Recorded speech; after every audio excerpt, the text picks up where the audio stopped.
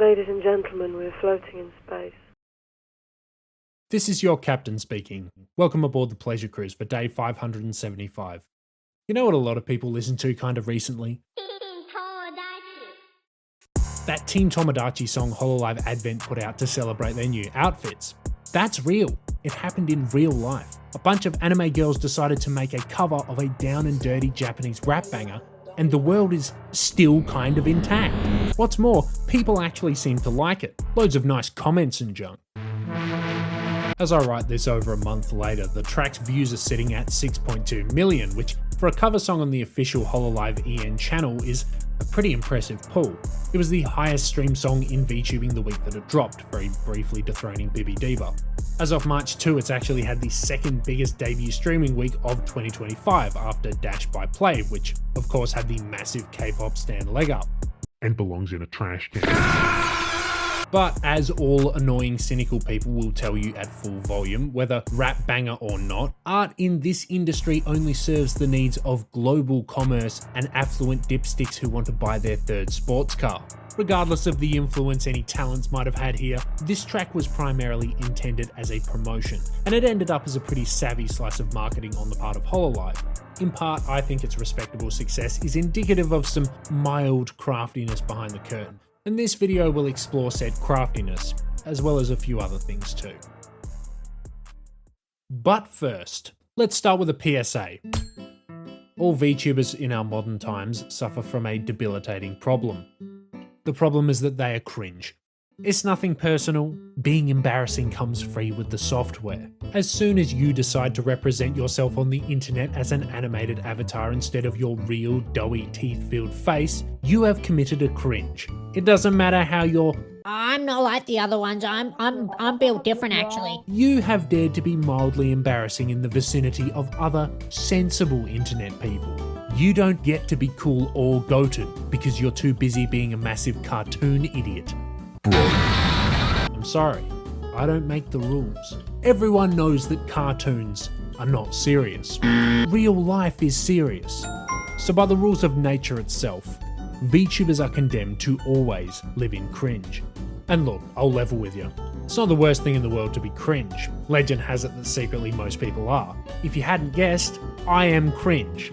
I watched the fake cooking show on purpose and liked it.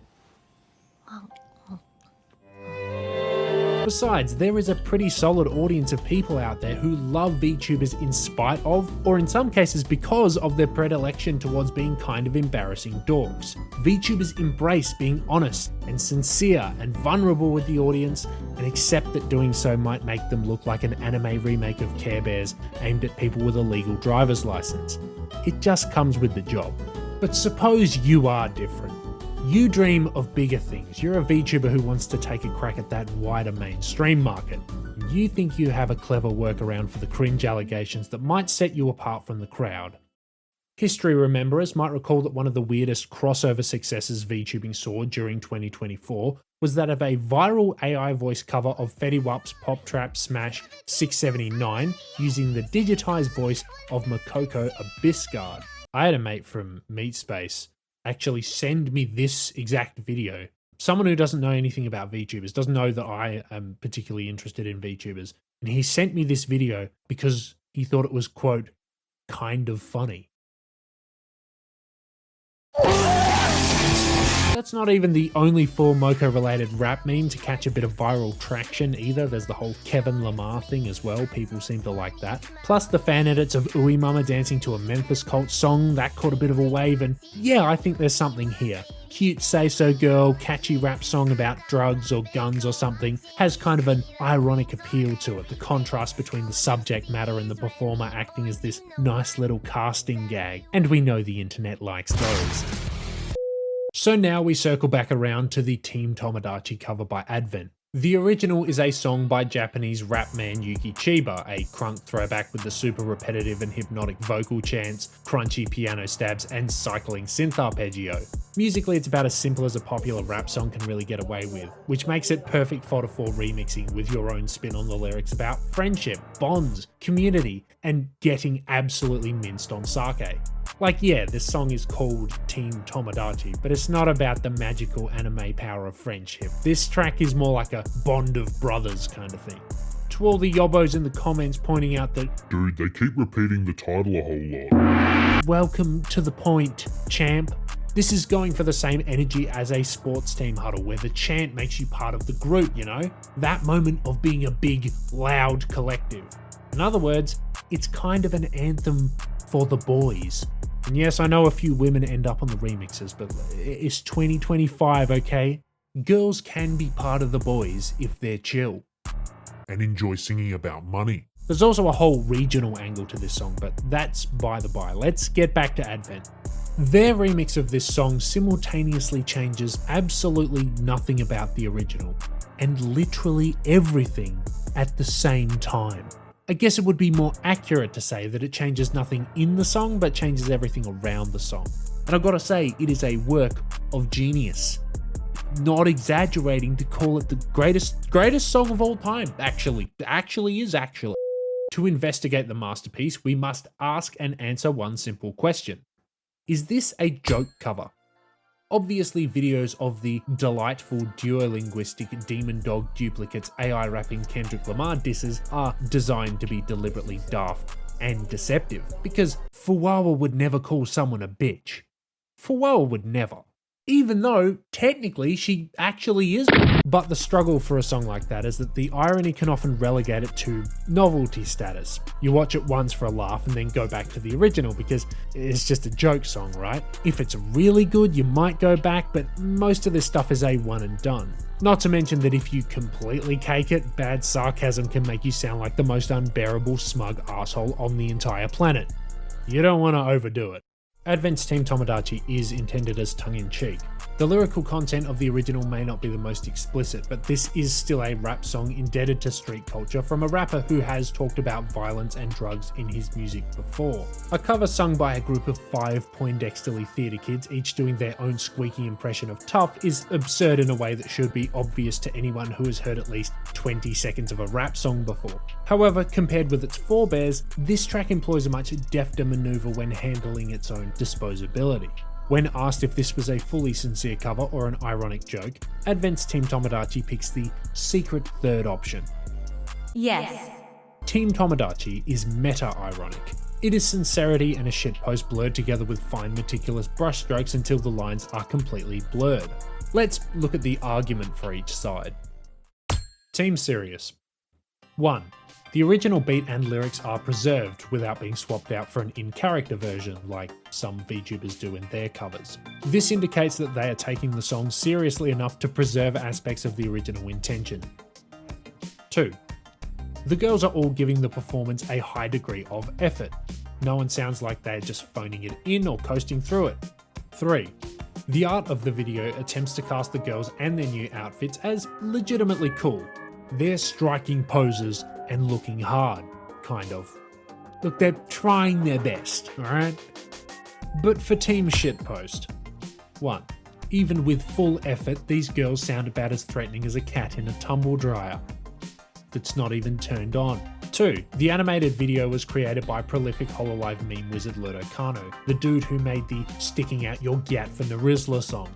You know what you're going to get when you hire that guy, and he included several bits that are very clearly supposed to be a joke, like 3. Case in point, the bit in the original song about drinking sake as a pledge has them now throwing up the chalky milk and bubble tea.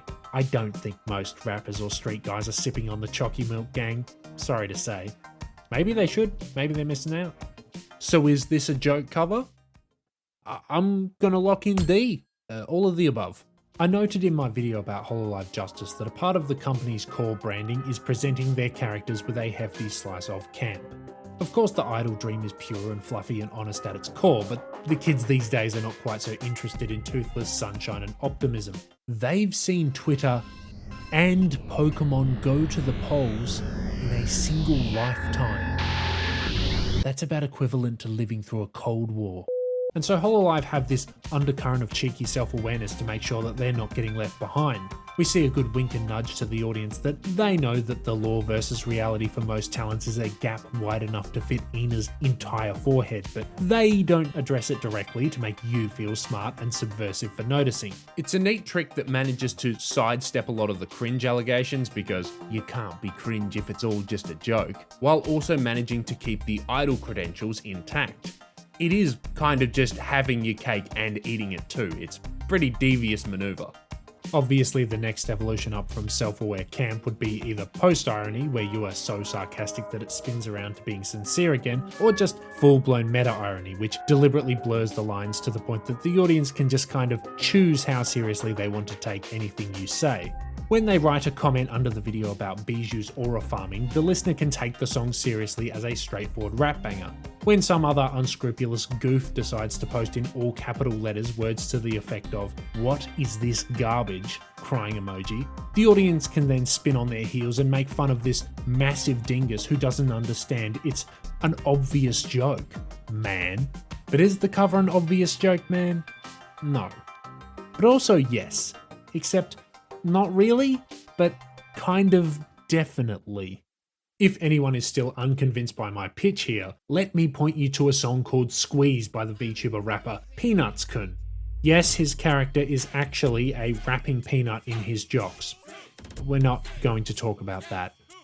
I don't think I'm ever ready to talk about that. Peanut also has this very repetitive crunk rap song that is some level of a joke, but the difference is that the irony can only help you so much when the core concept is so heavily skewed towards cringe. Peanut is not actually as in on the joke as he thinks he is, and every breathing marsupial that has reached at least 10 years of age thinks he looks like a dumbass. You can compare these two songs and see. The genre is the same, but the vibes are very different. My argument is that Team Tomodachi's meta-ironic status is the secret ingredient that has given it the shelf life. This is also what makes it work well for one of Hololive Advent's biggest demographics, the fine members of Generation Z. Specifically for this song, I feel like it's aimed at Gen Z men. I actually got the idea for this video when checking out a Niji Sanji song that was part of the EN Counter Duet series. I'd already had the whole Team Tomodachi irony idea sloshing around in the back of my head for a minute when I heard this song, and the thought occurred, quote, This feels really millennial.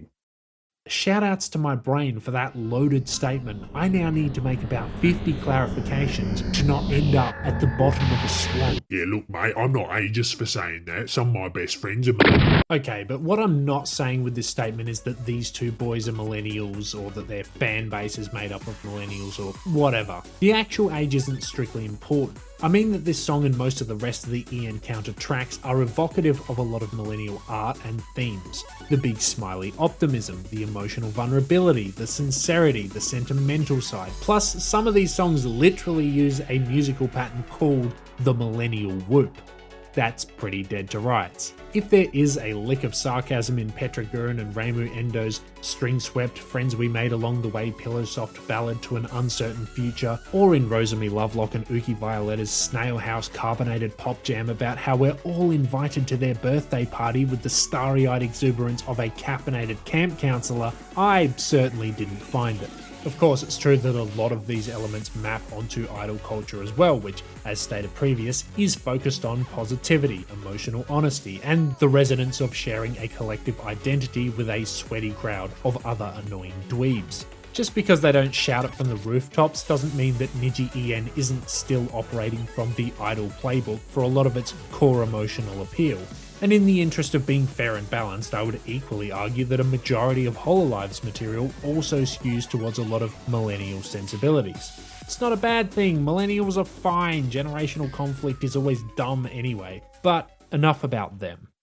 Generation Z loves memes. Trust me, I checked on Wikipedia. Pretty sure they'd know. They love memes more than they love pretty much anything else, especially functional sleep schedules. Of course, they're not the only generation to appreciate shitposting, but Gen Z tends to have a type of meme they like best of all. You probably guessed, it's meta-irony, as well as the post-irony from earlier. And I should probably say the word absurdism as well. Myth of Sisyphus, life is meaningless, Albert Camus, blah blah blah. Sure, you all know that part, not a philosophy channel over here. Like, to be honest, I couldn't be a philosophy channel. I lack the stomach. I am incapable of reading any book that does not contain at least one cartoon idiot. The point in all this is that irony-poisoned Gen Z lads, by and large, are not going to be too enthusiastic about all this cute anime people singing about feelings business, unless they can make it a bit more edgy and disaffected. They want to like it, but in a cool way, you know? AKA they want an excuse to whip out when their mum walks in. No, Mum, you don't understand. This isn't a dumb dating sim game. This is actually a really smart horror game that's making fun of the dumb anime games. It's completely different. For all of my new tab enjoyers, might I recommend another comparison between Advent Team Tomodachi and Heavy Lies the Head by Vox Arkema and Vesalius Bandage. Both songs that are trying for some kind of bass rumble trap skitter roommate in Spider-Verse approximation of cool. The difference is, only one of these songs would own a physical copy of the Hamilton soundtrack, if you know what I mean. As far as Hololive is concerned, this meta-ironic behaviour is mainly stuff I've seen from Advent and also Justice more recently. Myth and Promise, in my experience, don't really bury the lead to this degree. It's pretty clear when they're joking and when they're serious for the most part. Except for Mume, she's kind of on her own wavelength though. The blurring of intentions for comedy is something I mainly see from folks like Gigi or Bijou or the twins. Dude, at this point the things Gigi will say on stream and the things that her fans post on the internet to make fun of her are literally the same. This is a chat and a streamer so perfectly sharing a singular brain cell that it gives me a real life nosebleed. I have no idea what boat goes binted means. Don't try and explain it to me, I will scream. I see her fans imitating her on Twitter and it just works on me every time. I fall for it every time. Are you people just the same person? Because I will believe that as well. It's not even that I dislike Gigi. I think she's great. I think she's fantastic even. I just cannot fucking understand.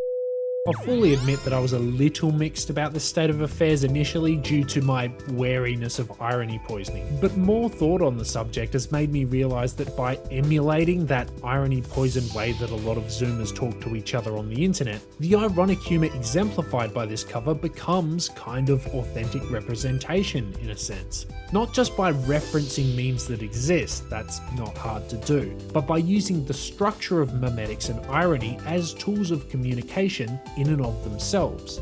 The video is the exact kind of thing you would normally see posted on a place like the OK Buddy Hololive subreddit, or slinking around as a disposable gag video thrown up on Twitter. It is somehow a corporate approved meme that doesn't completely ruin the fun part of the joke, which is making the audience feel smart. It meets Zoomers of all genders where they're actually at by talking to them rather than just regurgitating what they already say. No doubt helped along by the fact that several members of Advent are indeed part of Gen Z themselves. They intuitively understand that the most enduring memes are essentially just elaborate in-jokes, and that a lot of emotional connection and camaraderie can be formed by making other people feel like they are in the exclusive club that joke is meant for. Because whether the rap part of this song is just an extended goof or not, the friendship, the bonds, the group, the team, the community, be it the bonds between the girls or the ones they're attempting to form with you as the audience, in that aspect, they mean every word. And that's why this works.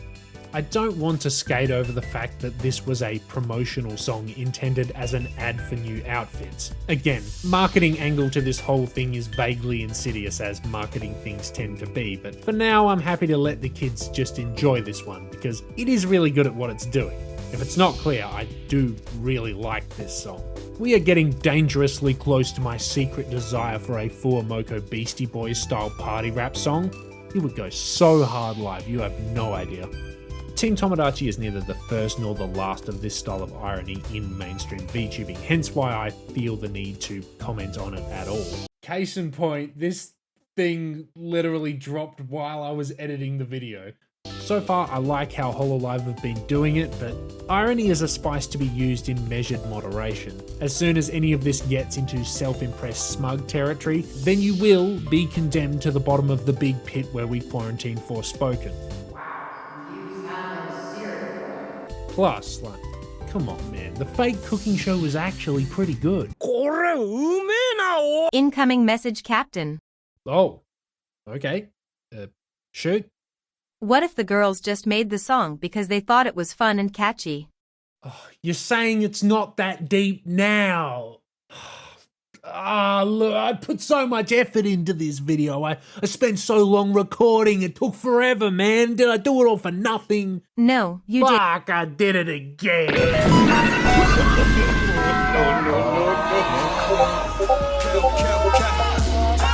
Push away the sorrow and be positive. I'm so happy on top of your bitch. I take the sorrow and I shove it up my ass. Someone called up a bomb threat and now there's no class. I go to the club and I get harassed. I'm in a meeting and I'm given a greeting. My son disobeyed me and now he's subjected to a beating. Ran over my dog cause he's just a bitch. I said, Father, when can I be on my own? I blew up the local library with a drone. Do good for the community with a traffic cone. Put it up my ass, it feels real good, ayy. I'm gonna do more of that, ayy. Yeah, I'm